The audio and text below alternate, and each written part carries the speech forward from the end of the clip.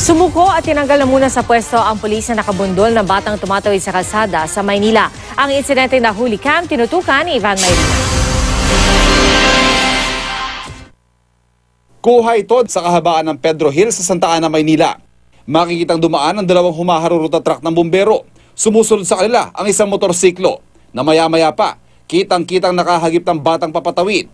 Bumagsak ang bata sa kalsada. Ang nakamotor maya-maya binalikan ng bata.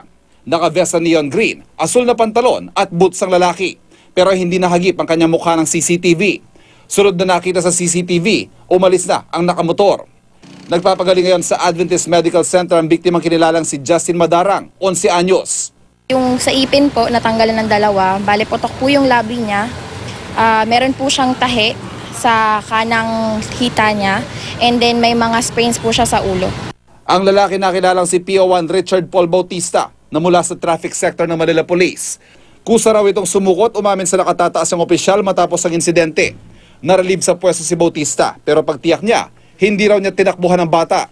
Doon dadamputin ko, may sumigaw sa akin na, huwag niyong galawin yan, baka ano mangyari, siyempre ako binatawan ko. Sabi ni Bautista, isinakay niya sa tricycle at ineskorta niya ang bata papunta sa ospital. Iniwan daw niya ito nang makumpirmang stable ng bata dahil may utos na rumisponde para ayusin ang traffic sa isang sunog. Wala rin daw head injury ang bata base sa CT scan. Ayun sir, kung ano man mangyayari sa investigation sir, nakahanda naman po tayo sir. Hindi natin tatalikuran yung lahat ng obligasyon. Nag-iimbestiga na ang Manila Police sa insidente. Ang pamilya ni Justin, desididong maghain ng reklamo. Ivan Mayrina, nakatutok, 24 oras.